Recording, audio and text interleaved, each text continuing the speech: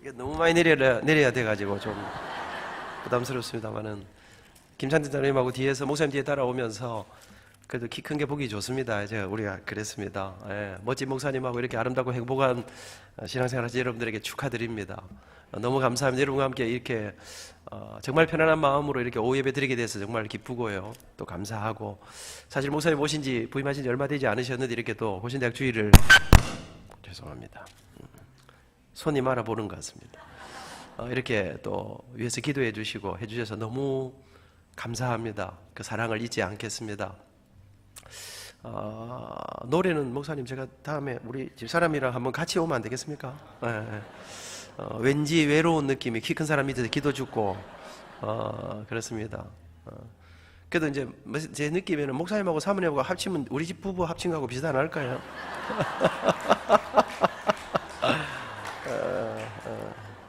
오늘 우리 사모님 어머니 아버지 오셨는데 그 사모님이 어찌저리 이쁘신가 분위기가 좋으신가 했더니 어머니 아버지 분위기가 너무 좋으시네요. 감사합니다. 오늘 우리 아이들이 이렇게 찬양하는 모습 보니까 배가 너무 부르지 않습니까? 예, 마치고 그냥 가도 될 것 같습니다. 얼마나 우리 주일 학생들이 정말 잘했는지 감동이에요.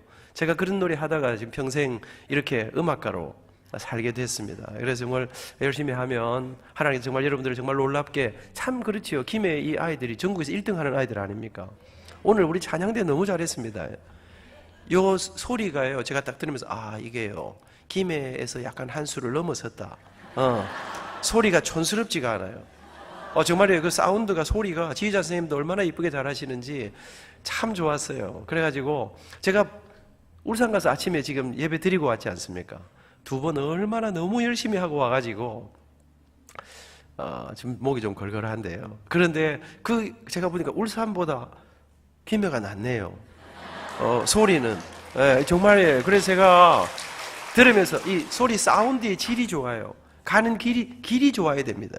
방향이 좋아야 점점 더 잘할 수 있는데 소리 내는데 생소리에서 목을 가지 않고 미리 그 고음이 준비돼 가지고 아주 아름답게 고음을 향해 제가 여선대 찬양대냐 시집을 갔냐 이래 물어보니까 그러니까 다들 뭐 결혼도 하신 분들이었는데 아주 참 좋았습니다. 아주 제가 감동을 받았습니다. 오늘 제가 아이들이 있기 때문에 너무 길게 하지 않으려고 생각합니다. 제가 원래 1시간 반씩 하는데 그래서 1시간 반 하면 애들이 예배에 대한 배신감을 느낄 것이기 때문에 그래서 우리 어른 예배 가도 괜찮겠구나, 죽으러 가는 게 아니구나 이걸 느끼게 하기 위해서 제가 한 30분에 마치려고 좀 제가 앉아서 그 생각을 해서 저 아이들이 오늘 나가면 내가 좀 길게 하고 버티고 앉아있으면 오늘 짧게 마친다 이런 생각했는데 아이들이 있어서 그러니까 오늘 여러분 빨리 마치는 거는 전적으로 저 아이들 덕택이라는 거 아시고 그렇게 하시고 우리 집 사람이 제가 25살에 고신대 교수가 안 됐습니까?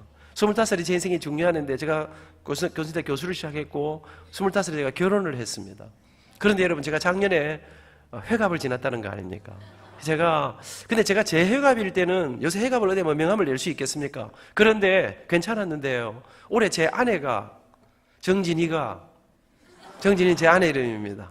소녀 같은 그대가 여러분 제 아내가 지금 어제도 사실은 우리 교회 70이 넘은 권사님들이 제 집사람 회갑이라고 점심을 사주셔서 금요일날 점심에 모였었습니다. 근데 제가 마음이 그래요. 세상에 정진이가 회갑이라. 여러분 참 그렇게 정말 세월이 흘러서 이제 60이 지나가지 않습니까? 제 아내가 저한테 그래요. 당신 그동안은 좀 젊었을 때는 막 아무렇게나 해도 이제 나이 들면 조심해야 된다. 당신 생각할 때 당신이 뭐 준비한 걸 열심히 최선을 다해야 은혜롭다고 생각하는데 시간 되면 마치는 게 제일 은혜로우니까 어디 가서 나이 든 티 내지 말고 이제 빨리빨리 마치라. 김 장로님, 하여튼 제가 우리 김 목사님들도 한번 이야기해 드려야 될 것 같은데, 은퇴하고 나면 절대로 짧게 하셔야 된다. 그래, 장로님이 한번 말씀드려 주이소. 그래서 제가 오늘 좀 하여튼, 짧게 한번 해보려고 생각합니다. 이 말 저 말 하다가 시간 되면 마칠 테니까, 혹시 결론이 안 나거든, 저래 짧게 마치려고 그랬구나. 이렇게 해 주시기를 부탁드리겠습니다. 저는 오늘 여러분과 함께 행복에 관한 이야기를 좀 해보려고 생각합니다. 세상을 살아가는 모든 사람들의 마음속에 공통된 소망이 있다면 그것이 무엇일까요? 그것은 잘 살고 싶다, 멋지게 살고 싶다, 성공하고 싶다. 그래서 내가 정말 멋진 사람들이 부러워하는 행복한 인생을 살고 싶다. 이 자리에는 우리 모두의 마음속에 멋지고 아름다운 이 삶에 대한 희망들을 갖고 있습니다. 그래서 사람들은 생각합니다. 어떻게 하면 성공할까? 어떻게 하면 행복할까? 나를 성공으로 행복으로 이끌어줄 이것들을 정리하고 그래서 이것을 갖기 위해서 최선을 다해 달려가고 있습니다. 여러분 제가 제 어린 시절을 생각해 봅니다. 그때는 정말 우리가 나라가 얼마나 가난했는지 몰라요. 먹을 게 없던 시절 아닙니까? 대학을 못 가던 시절 아닙니까? 그때 아침마다 들려오는 노래가 잘 살아보세 잘 살아보세 우리도 한번 잘 살아보세. 여러분 이 노래를 부르면서 우리 어머니 아버지들은 내 아이들 제대로 먹이고 제대로 입히고 제대로 공부시킬 수 있다면 그때는 좋은 날이 올 기다 목숨을 걸었습니다. 근데 여러분 정말 긴 세월을 인생을 걸고 부르고 또 부르고 이렇게 노래가 어떤 노래 부르는가 중요합니다. 그랬더니 정말 우리나라가 부자 나라가 안 됐습니까? 세계에서 제일 잘 사는 나라, 제일 잘 먹는 나라, 제일 잘 있는 나라, 대학 가는 거 1등으로 가는 나라, 이런 나라가 됐습니다. 그날이 오면 좋은 날이 올 줄 알았어요. 그날이 오면 정말 행복하고 멋진 나라가 될 줄 알았는데 근데 여러분 이게 웬일입니까? 그렇게 잘 사는 나라가 됐는데 우리나라가 OECD 국가 안에서 세계에서 제일 잘 사는 나라 가운데 자살률 랭킹 1위를 달리고 있습니다. 사람들이 죽습니다. 이혼율 랭킹 1위를 달리고 있습니다. 옛날에 그렇게 못 살 때 우리 한국의 남편들이 남자들이 그렇게 개고신 역할을 할 때 짓을 할 때도 우리 어머니들은 우리 가정을 지켜냈는데 지금 우리나라가요 자살률 1위, 이혼율 1위, 젊은 사람들이 우리나라를 헬조선이라 지옥 같은 나라라. 여러분 이게 웬일입니까? 이렇게 부자 나라가 됐는데 이렇게 잘 사는 나라가 됐는데 이렇게 먹을 게 넘쳐나는데 세계 최고의 나라가 됐는데 이게 웬일입니까? 여러분 제가 중학교 딱 입학했을 때 우리 아버지가 사업에 실패하셨습니다. 그래서 정말 어렵게 자랐습니다. 여러분 제가 25살에 장가 갔다 그랬죠. 장가 갈 때 돈 500만 원 융자내서 결혼했습니다. 어머니 모시고 아이들이 태어나고 하면서 여러분 돈 500만 원 융자내서 빚으로 살면서 제 마음속에 그래 이 빚만 없어지면 이 전세방만 벗어나면 어머니 용돈만 좀 넉넉하게 드릴 수 있으면 우리 아이들 공부방 하나 마련해 줄 수 있으면 그때는 좋은 날이 안 오겠나 열심히 살았습니다.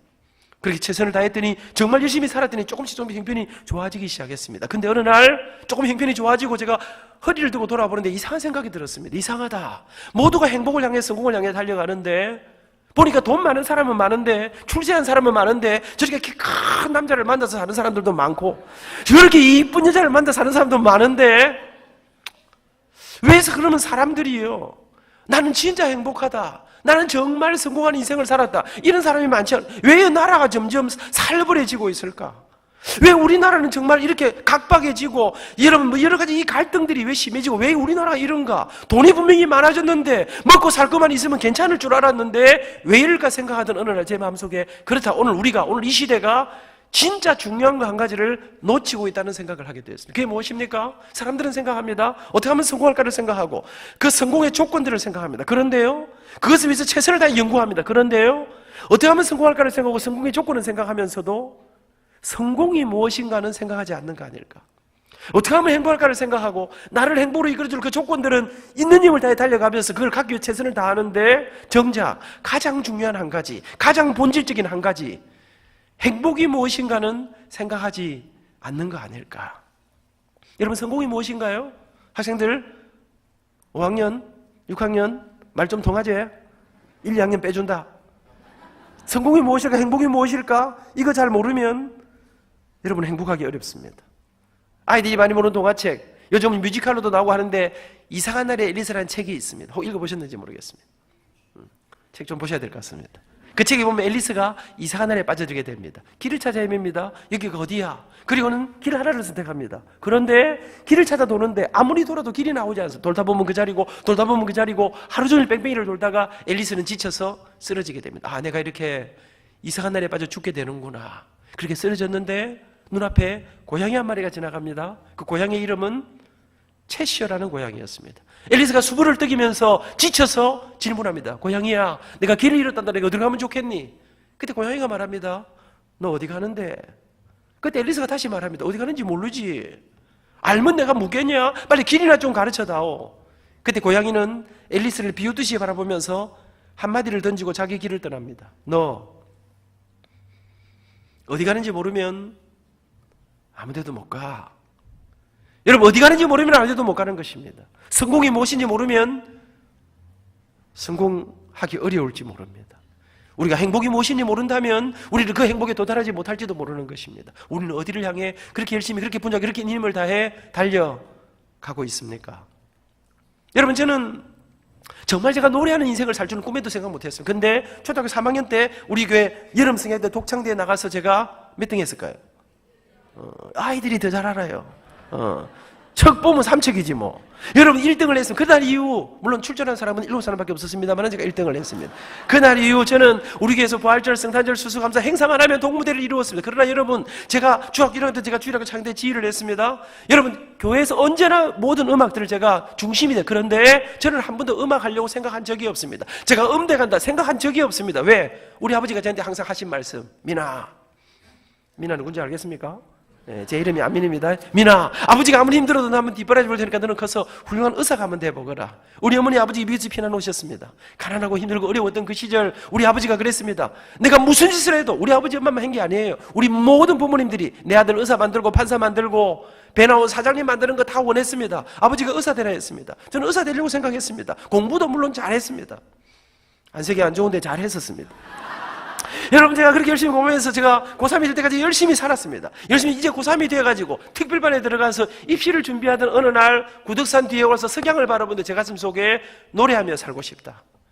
여러분 저는 이 노래 속에 마약이 있는 줄 몰랐습니다. 그렇게 제가 집안을 뒤지고 아버지 엄마한테 그렇게 두드려 맞고 절대 안 된다는데 그래서 제가 음악을 했습니다. 사람들이 그랬습니다. 그래 부산서 고3 때 갑자기 해갖고는 서울에 있는 대학 꿈도 꾸지 마라. 근데 여러분 제가 그렇게 해서 서울음대 성악과에 우수한 성적으로 입학을 했습니다. 근데 여러분 학교에 들어갔는데요. 여러분 들어가는 게 중요한 게 아닙니다. 여러분 학교에 들어갔는데요. 대학교 2학년 때 아버지는 고생하시다가 세상을 떠나십니다. 아버지는 세상 떠나시면서 많은 빚을 제게 물려주셨습니다. 어머니는 여러분 저희들 때문에 저희들 키우시느라고 봉제 공장에 시다로 들어가서 20년이 넘는 세월 동안 시다로 들어가서 20년 동안 우리 엄마는 입지적인 인물입니다. 여자 중에 제일 높은 자리까지 올라가면서 저희들을 키우셨습니다. 여러분 그런데요 제가 대학 들어갔습니다. 들어가서 새벽 4시부터 일어나서 아르바이트를 열심히 하고 여러분 그러면서 내가 그래 이를 악물고 내가 한번 공부해봐야지 들어갔는데요 제 동기들이 장님 어르신들 기억할 겁니다. 내 동기들 중에 우리나라 경제부총리 신현학 부총리의 따님이 있었습니다. 장관 아들이 있었습니다. 전라북도 도의사님 따님이 있었습니다. 재벌 집안의 아이들이 있었습니다. 여러분 노래도 내보다 못해요. 뭐 키는 내보다 좀 커요. 공부도 내보다 못해요. 그런데 일만 이것들이요. 나는 죽으라 공부하고 아르바이트 4시부터 일어나서 하는데 지네들은 나는 곧 독일로 미국으로 이태리로 프랑스로 유학한다는 거예요. 여러분 제가 서서히 깨닫기 시작했습니다. 나 같은 가난뱅이는 이 동네 와서 노는 게 아니구나. 여러분 노래라는 게 대학만 졸업하면 되는 게 아니구나. 여러분 제가 그러면서 고민했습니다. 여러분 여의도에 있는 어느 집에 가정교사로 들어가서 아르바이트를 하면서 새벽 4시에 일어나서 여러분 아이들을 가르치고는 새벽 기도를 다녔습니다. 새벽마다 제가 열심히 기도했습니다. 하나님 저 좀 도와주세요. 하나님 저 좀 밀어주세요. 나도 대학원도 가고 유학도 가고 싶은데 하나님 나는 내 인생의 길이 안 보입니다. 근데 하나님 당신은 약자편 아니십니까? 석기의 절마저거는 우리 교회 목사님 아들 이름이었습니다. 자기 아버지가 목사님이니까 밀어주고 땡겨주고 기도해주고 오만 거 다 할 거 아닙니까? 하나님 나를 밀어줄 아버지가 안 계십니다. 초라한 우리 엄마가 저 영도 총구석에서 오늘도 이 아들 하나 바라보고 울면서 기도하고 계신데 하나님 나 빨리 커서 우리 엄마 모시고 살게 해주세요. 하나님 나 좀 도와주세요.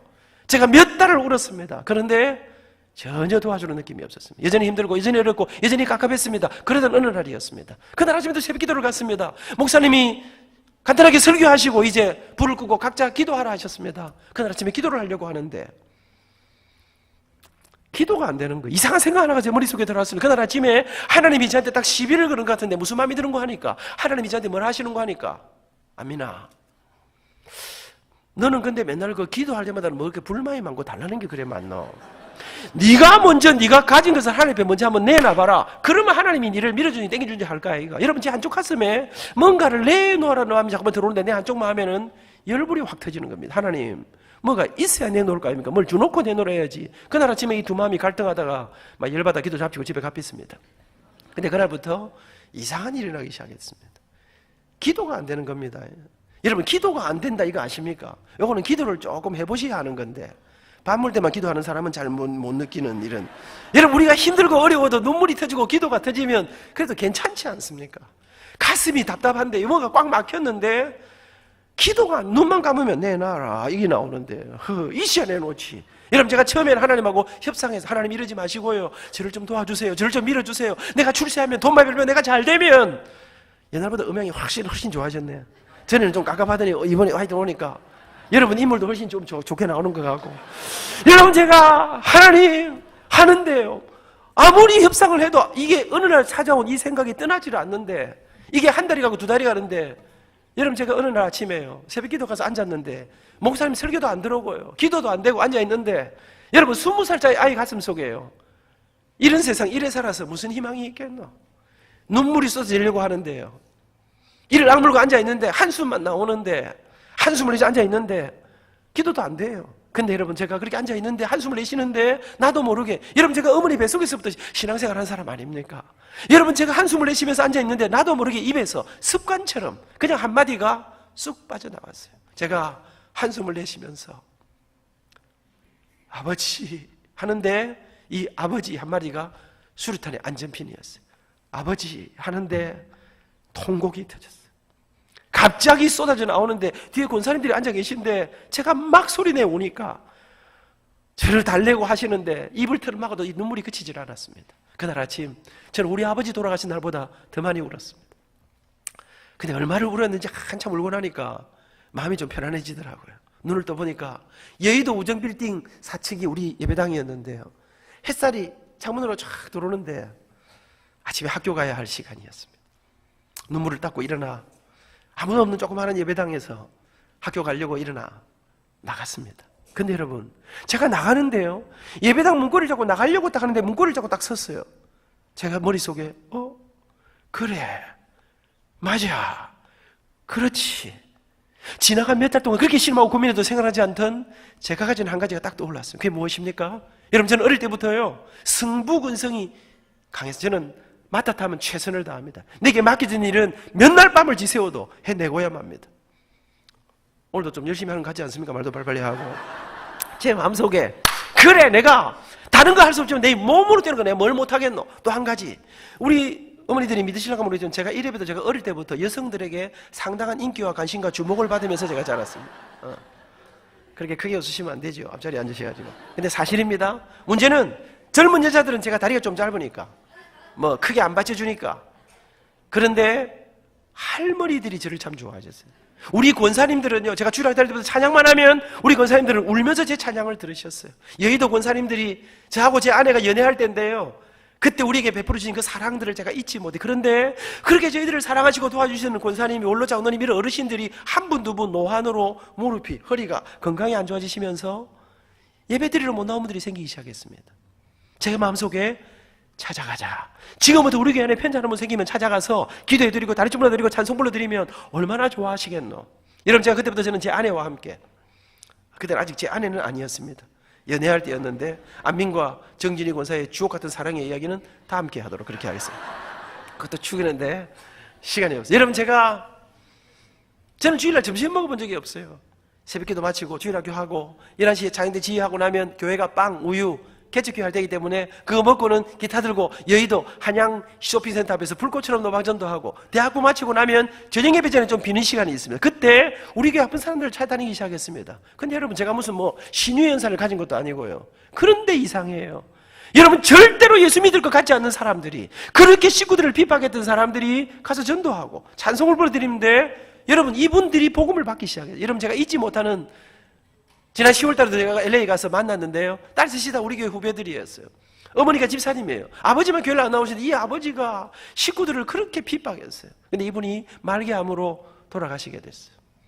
이분이 얼마나 지독한 분인지 하면요, 우리 담임 목사님이 신방을 가셨는데 기도해 주시는 목사님에게 물컵을 던진 사람이에요. 여러분 제가 매일 울고 있어서 제가 혜련아 아버지 만나보러 한번 가보자, 안 된다는데 찾아갔습니다. 가니까요 이미 복수가 차가지고요, 얼굴이 새카만데요, 숨이 가빠가지고요 쌕쌕쌕 하시는데, 제가 두 번 찾아갔어요. 두 번째 딱 가니까 링거를 못 걷고 다 포기하고 장례실 준비하고 있었습니다. 제가 그래서 오늘이 끝이다 싶어서 한 말씀 드렸습니다. 어르신, 집에 식구들이 다 울고 있는 거 아십니까? 왜 우는지 아십니까?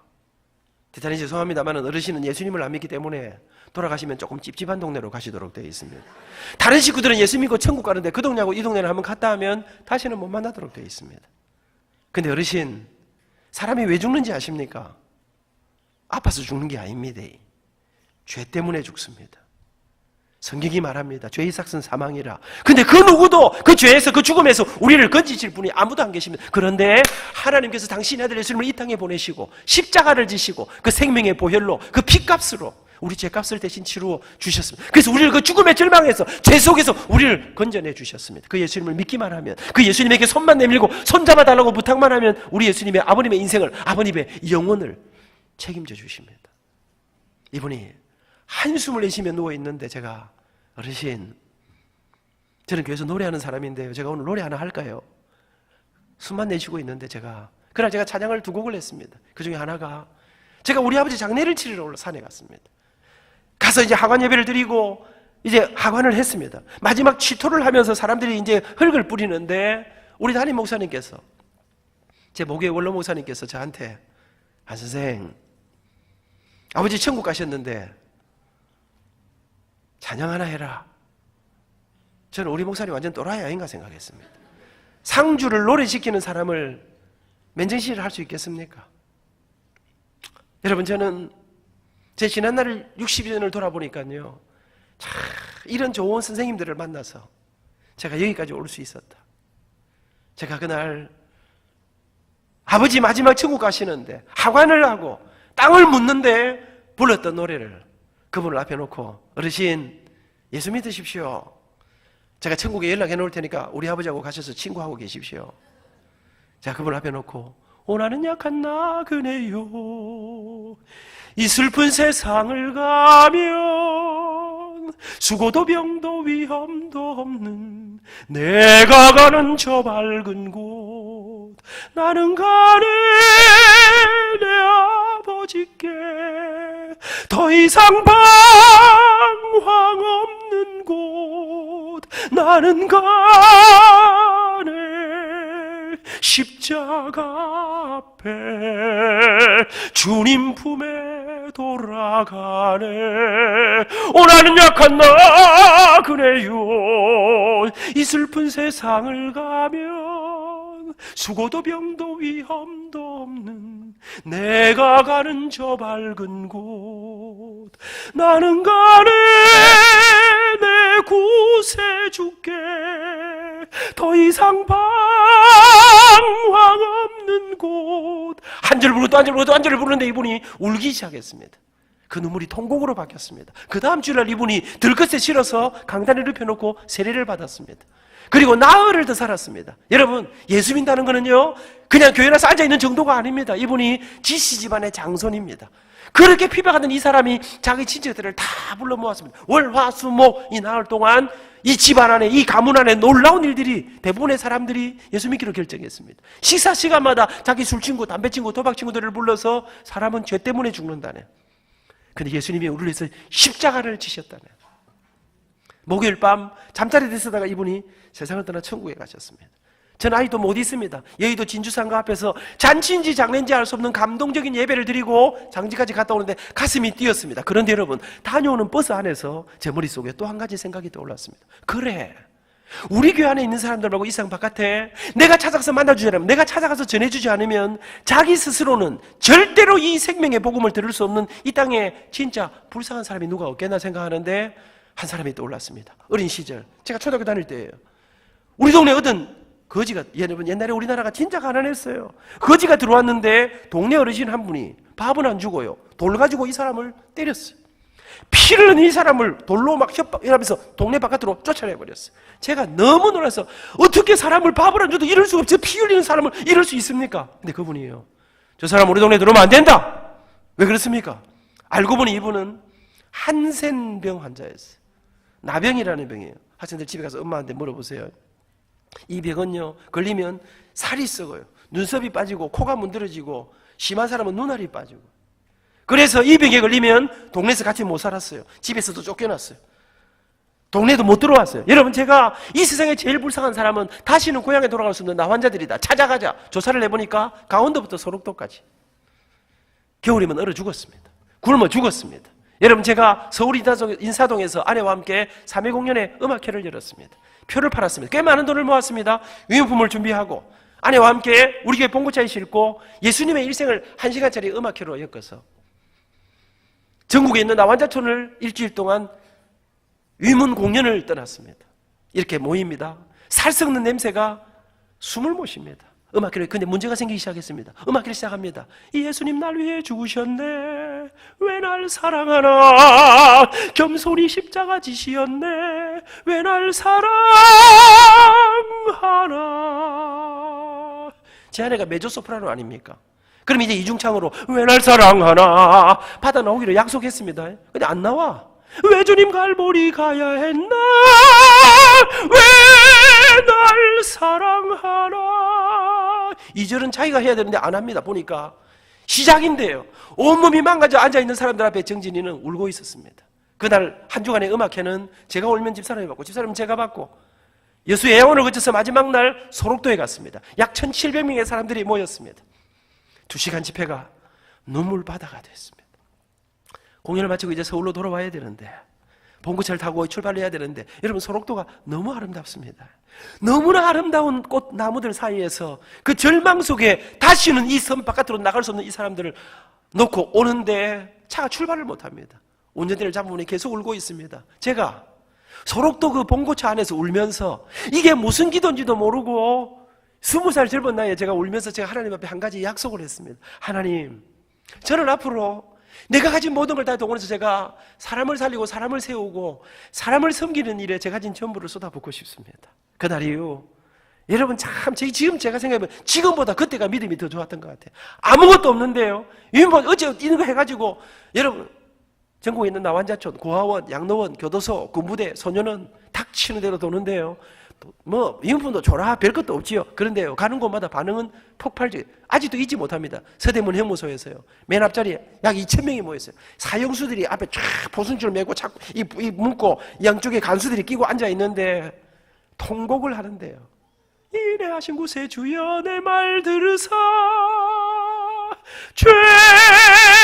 죄인오라 하실 때에 날 부르소서 주여 주여 하는데요.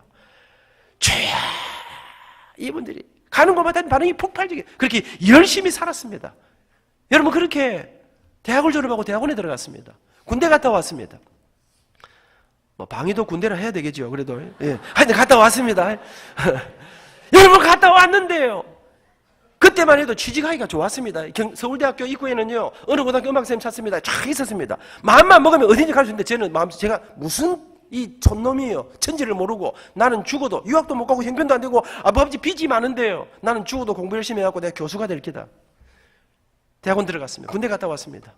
돈 안 벌고 아르바이트 하면서 살았습니다. 근데 여러분 제가 부산시에서 노래하는 모습을 고신대학의 유명한 사람들이 저보러 온 게 아니에요. 우리 부산에 장로님 중에 한때 주름 잡던 장로님의 딸을 보러 왔다가 그 딸한테는 감동을 못 받고 제 노래에 감동을 하여튼 인사했는데 그리고 어느 날 사람 한 사람 뽑는데 사람을 못 구해가지고 그 옛날에 노래 잘하던 몇 년 전에 노래 잘하던 쪼매난 아이가 있었는데 그리고 우리 모교를 더 연락이 와가지고 제가 고신대학 교수로 스카우트가 되게 되었습니다. 여러분 저는 유학 같은 거 못 간다 생각했는데 어느 날 학교가 1988년 저를 이태리로 공부를 하러 보내주었습니다. 여러분 그리고요 제가 열심히 했습니다. 학생들 최선을 다해 그랬더니요 내가 생각도 못했는데 어느 날부터인가 학교 안에서요 가르치고 맡겨진 일마다 열심히 하면 놀라운 일들이 일어나니까 전수학과장, 전수학부장, 전수학장, 전수처장 이 제 인생 저는 그런 거 시켜달라 한 적이 없었습니다. 저 30살에 사회통계 안수집사가 됐습니다. 목사님 제가 지난주일날 우리 큰아들이 싱가포르에서 안수집사 임직식을 했습니다. 다녀왔습니다. 우리 아들이 36살입니다.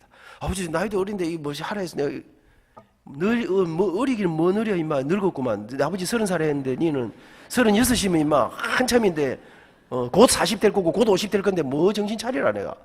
여러분 근데요 아들 위에 손을 얹었는데 제가 할 때는 뭔지도 몰랐습니다.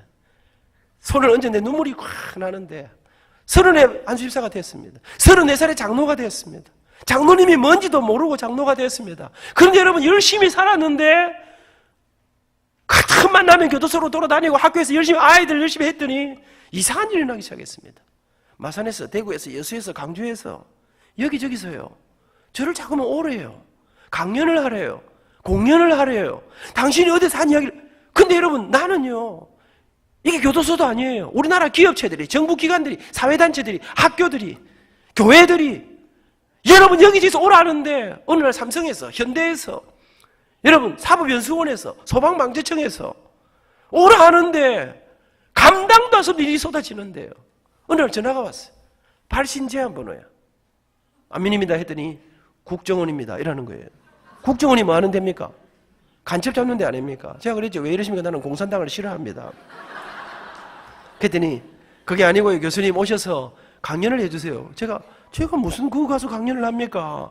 여러분들 나는 다니면서 예수 믿으면 소망이 있다 이런 이야기 하는 사람인데 그거 해도 됩니까? 했더니 그러니까 여기서 그런 거 하시면 곤란하고요. 그러면서 주제는 변화, 우리가 어떻게 변해야 될지를 말씀해 주십시오. 여러분, 수많은 곳에서 상상도 못할 일들이 제 인생에 펼쳐지기 시작했습니다. 근데 살다 보니까요. 여러분, 저는요, 평생에 우리 아버지가 제게 물려준 이 빚이 안 없을 줄 알았습니다. 제가 우리 집의 모든 것은 융자로 통했습니다. 장가갈 때 제가 돈 500만 원 융자내가 결혼 안 했습니까? 우리 집의 모든 건축 헌금, 여러분 돈 빚이 없는 헌금을 할 수가 있습니까? 여러분 30살에 안수입사는 됐지요. 사람이 신앙은 없어도 체면은 있는 거 아니겠습니까? 그럼 조금 해야 될 거 아닙니까? 우리 집의 모든 것은 융자에 꼬리를 물고. 그런데 여러분, 어느 날 그 빚들이 없어졌더라고요. 여러분 정말, 그런데 지금은 정말 감당할 수 없는, 여러분 제가 짝대기 하나 방해 주시라 했죠. 육군사관학교에서 전 생도들을 모아놓고 저한테 특강을 하라는 거예요. 해군사관학교, 공군사관학교, 전군에 15,000명 국방부 장관 참모 다 모아놓고 저보고 특강을 하라는 거예요. 짝대기 하나 방해가. 여러분 제가 60이 넘었는데 지지난주에는 사직중학교에서 중3 300명 모아놓고 중2를 모아놓고, 여러분 북한이 못 쳐들어오는 이유가 중2 때문이라고 하지 않습니까?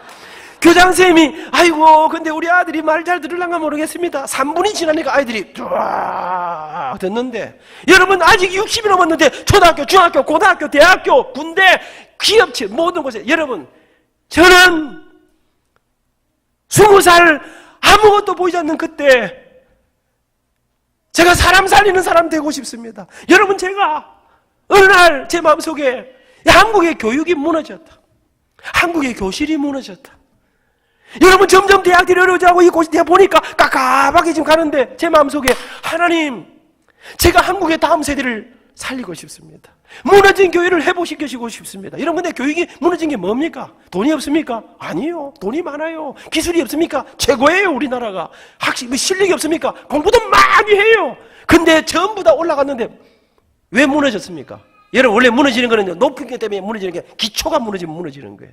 오늘 세대가, 오늘 교육이 어찌하면 돈 많이 버노, 어찌하면 출세하노, 어찌하면 좀 편안하게 사노, 어찌하면 좀 떵떵거리고 사노, 이것만 하는데 올라가다가 기초가, 진짜 부자는 어떤 것인가, 우리는 어디서 어디로 가는가, 내가 돈 많이 벌고 공부 많이 해서 어떻게 살아야 하는가, 이걸 잃어버린 이 시대에 여러분 저는 다시 이 땅의 젊은이 다음 세대의 기초를 세우는, 여러분 적어도 우리가 어디서 와서 어디로 가는가, 한 남자는 한 여자를 만나 결혼해야 하고, 머시마하고는 안 되고, 물론 여자하고도 안 되고, 여러분 우리가 정말 무엇을 위해 사는 것이, 진짜 부자는 더 많이 가지는 것이 아니라 나누는 자가, 주는 자가, 베푸는 자가 진짜 부유한 자임을, 가장 높은 곳에서 이 땅의 가장 낮은 곳으로 내려가는 것이 예수 그리스도의 제자들이 마땅히 가야 할 길임을 증거하는 이 일들을 위해서 하나님, 제가 한 번 이 학교를 책임지고 싶습니다. 아시는 대로 우리 학교는 목사님들이 쭉 안 하셨습니까? 근데 하나님 저한테 아무것도 없는 제게, 아무 백도 없는 제게, 제가 백이 조금 있어요. 박원일 목사님 이런 분들이 조금 계시. 키 큰 사람들이 저를 보니까 너무 불쌍해 보일 거 아닙니까? 여러분 그러니까 제가, 여러분 우리 김장로님 하여튼 이런 분들이 이뻐해 주셨어요. 그런데 여러분 정말 그 주님 앞에 제 가슴 속에, 아이들의 가슴 속에, 제가 우리 아버지가 마지막 돌아가시면서 제게 하신 말씀, 미나 미안하대, 아버지가 이렇게 고생시켜서 미안하다, 빚만 남겨서 미안하다, 근데 미나 명심하거라, 절대로 포기하지 말아라. 포기하지 않으면 하나님이 네 길을 인도하신대. 포기하지 않으면 반드시 하나님께서 길을 열어주신대. 여러분 제가 가난한데 공부 안 하는 놈들 오면 기팡매이 돌립니다. 학생들, 야 이놈아, 야 이놈 새끼야, 돈도 없고 백도 없는 게 공부 안 하고 이놈아 이렇게 하는 건 죄악이야 이놈의 자식아. 제가 손잡고 기도합니다. 하나님 아버지, 이 세상에 아무도 우리를 기대하지 않아도 하나님이 이 아들을 기대하시는 줄 믿습니다. 그러면 애들이 웁니다. 우는 아이들을 다시 공부를 시키고 나갈 때 제가 말합니다. 우리 아버지가 제게 물려주신 이 위대한 유산 포기하지 말에. 포기하지 않으면 길이 있대. 사랑하는 여러분, 그리고 여러분 정말로 어렵다. 우리나라 부산 경남 지역에 여러분 굴지의 대학들하고 붙어가지고 대학 평가해갖고 우리 학교가 자율 개선 대학이 안 됐습니까?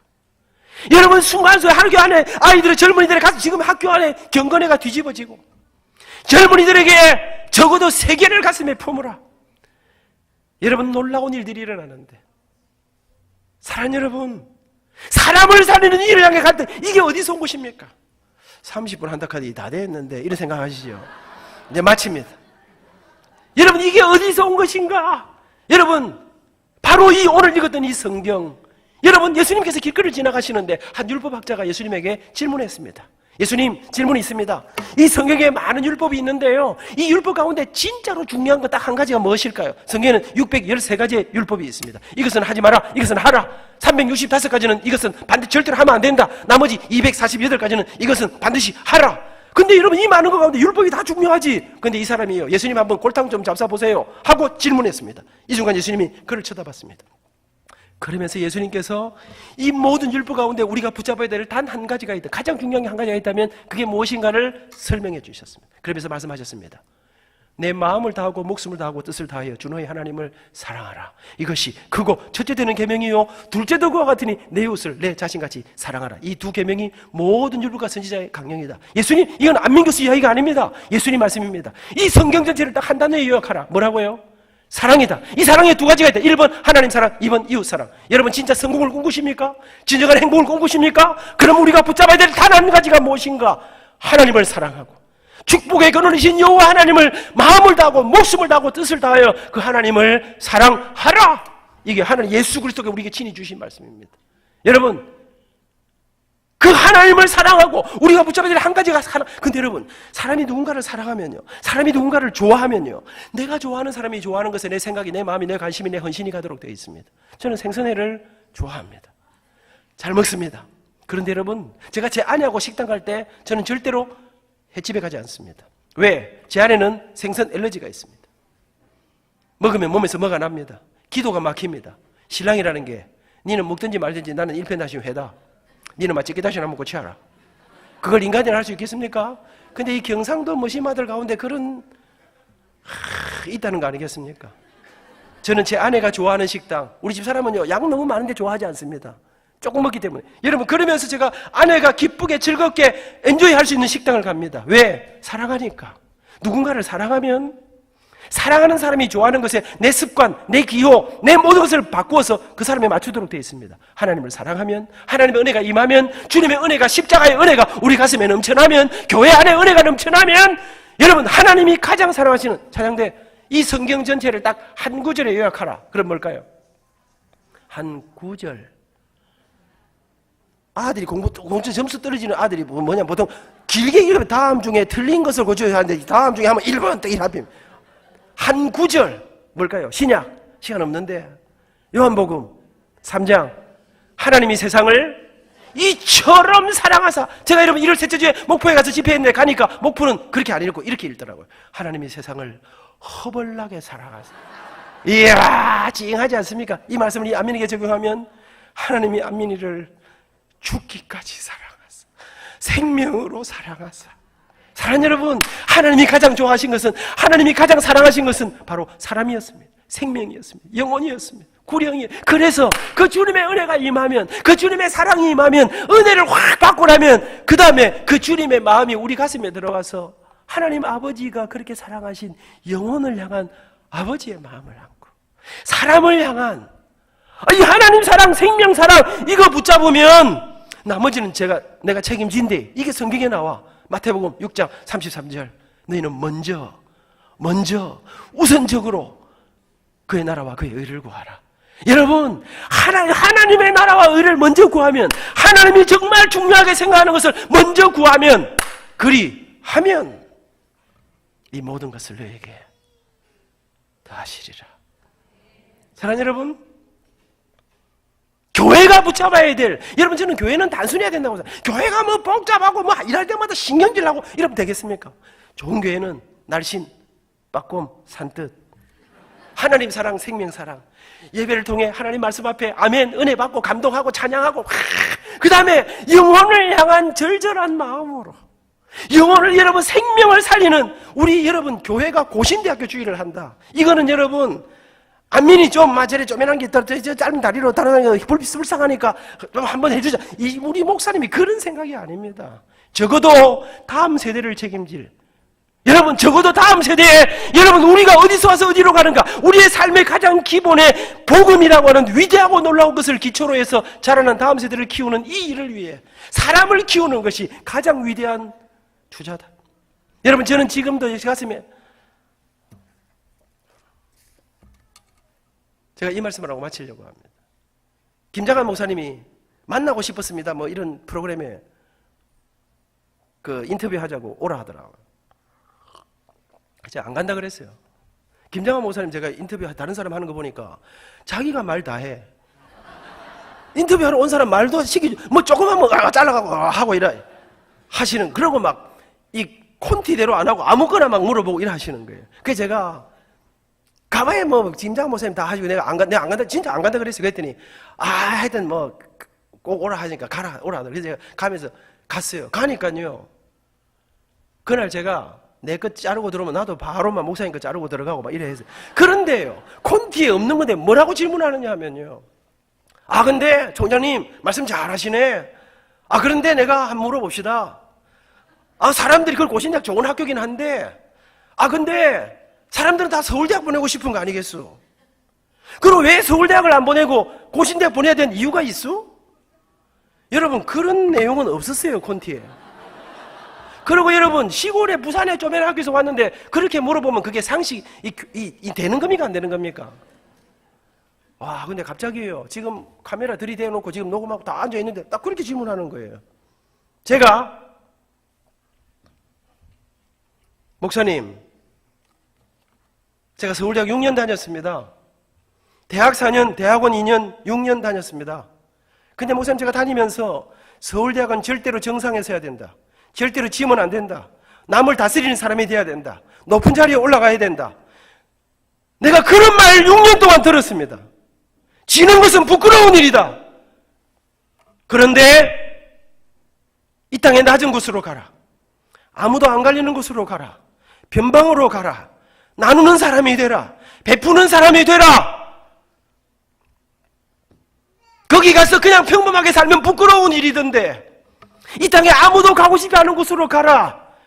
그런데 고신대학교는 73년 전 모두가 신사참배하고 일본에 무릎 꿇었을 때 여호와 하나님만을 섬기며, 그래 내가 여호와 하나님을 바라보며 이 땅에 바알에게 무릎 꿇지 않는 다음 세대를 키우기 위해서 학교를 세우겠다고 세워진 학교로, 좁은 그 길을 따라 지금 우리가 졸업생의 3분의 1 이상을 장단기 선교사로 보내기를 꿈꾸고, 이 아이들의 가슴 속에 주는 자로 베푸는 자로 나누는 자로 예수 그리스도에 따라 사람을 뒤를 따라 사람을 살리는 길을 걸어가는 이런 사람을 키우기 위해서 일주일에 2번씩 경건회를 하고 모든 수업을 중단하고 그곳에서 하나님의 살아계심을 떨며 눈물로 기도하는 교회가 세운 학교, 눈물과 기도를 먹고 살아가는 학교. 목사님, 그 비교가 되는 일이라고 생각하십니까? 어떻습니까? 사랑하는 여러분, 우리 학교는 세계에서 1등하는 학교는 아닙니다. 그런데 여러분 적어도 저는 우리의 가슴 속에, 여러분 제가 아침에 8시 학교를 들어갔는데요, 가서 학생회관을 어찌하고 있는 거 좀 한번 들어봐요. 혼자서 학생회관을 돌았더니요,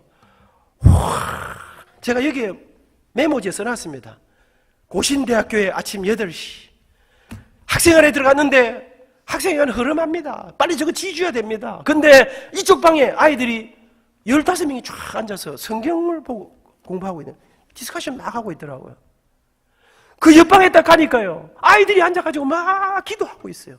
또 옆방에 가니까요, 아이들이요, 와, 하나는 저쪽 벽을 보고 앉았고 하나는 이쪽 벽을 보고 앉았고, 이쪽 대면 기도 하여튼 그러면서요, 각 벽을 앉아가지고 이 벽에 이리 맞대고요, 애들이 아침에 수업 9시부터 시작하기 전에 기도를 하는데 제 속에 살아있다, 살아있네. 사랑하는 여러분, 저는 제 인생을 걸고 이 아이들에게 세계를 꿈꾸는 사람이 한번 되게 해야 되겠다. 이 아이들에게 그래, 목숨 걸어라. 영어, 중국어, IT, 그 다음에 음악, 플룻, 바이올린, 이들 전부 다 공짜로 다 가르쳐준다. 세계 최고의 사람들이 가르쳐준다. 여러분, 이번에도 교수를 뽑는데, 우와, 목사님, 제가요, 하나님, 신앙과 실력으로 1등한 사람 뽑고 싶습니다. 우리나라 남자 성악가 가운데 최고의 사람이 서울대학 갈 수 있는 사람이 고신대학으로 왔습니다. 음악계가 뒤집어졌습니다. 광고 홍보 교수를 뽑는데요, 우리나라 제일교회 가고 1등 가는 이 사람이에요. 영적으로 딱 만났는데 연봉이 1억 7천입니다. 근데 거기 그만두고 자기를 부르시는, 이거는 하나님이 하시리라고 자기 믿는다는 거예요. 인터뷰하다가 울었습니다. 제가 그랬습니다. 우리 학교는 지금 특공대가 필요합니다. 피아노 교수 한 사람 은퇴하시고 뽑는데 제가 대한민국에서 최고로 실력 있고 신앙 있는 사람 뽑는다 했더니 박사 40명이 왔습니다. 박사 40명이 왔는데요, 사람들이 저한테 연락 오는데요. 무슨 장로님, 무슨 목사님 해가 연락이 오는데요. 아, 우리 교회 반주자인데 뭐 어쩌고. 그래, 예, 알겠습니다. 1, 2, 3등 안에 들어와야 내가 볼 수 있습니다. 40명을 밑에서 쫙 해가지고 올라왔는데 실력과 신앙을 겸비한, 제가 그랬습니다. 당신 여기 어떻게 들어왔는지 알지요? 내인데 커피도 한 잔 안 사주고 들어왔지요? 실력으로 들어왔습니다. 당신 신앙으로 들어왔습니다. 한 가지만 부탁합니다. 당신같이 세계적인 박사학위를 받고 왔는데 제자들을 당신이 어떻게 들어왔는지 기억하고 눈물로 기도하며 아이들을 당신 같은 사람 만들어 주십시오. 기적의 이야기들이, 기적의 우리가 꿈으로 생각하던 것들을 실현하는, 저는 총장되니까 진짜 좋아요. 뭐가 그리 좋노? 3D 업종입니다. 근데 여러분, 제가 꿈꾸고 제가 설계하고 이상으로만 생각했던 것들을 실현할 수 있으니까. 그거 하나 하려면 돈도 많이 들고 많이 그럼에도 불구하고, 사랑하는 여러분, 오늘 여러분이 고신대학교에서 기도하시고 여러분이 해주시는 이 귀한 헌금은 다음 세대에 민족의 갈 길을 비추는 사람들을 키워낼 것입니다. 제가 정말로 존경하고 사랑하는 우리 박 목사님과 여러분들이 진짜 하나님 사랑, 생명 사랑 이거 붙잡고 다시 교회가 이 땅의 희망임을, 예수 그리스도가 이 땅의 소망이심을, 영원한 생명의 구주이심을 증거해내고 우리의 삶 속에 그거 붙잡고 나감으로 그리하면 이 모든 것을 너에게 더 하시리라, 우리 아들 딸들에게 이것을 우리의 삶으로 증거해내는 그 기적으로 가득한 교회, 자랑스러운 교회, 그 주인공이 될 수 있기를 축복합니다. 감사합니다.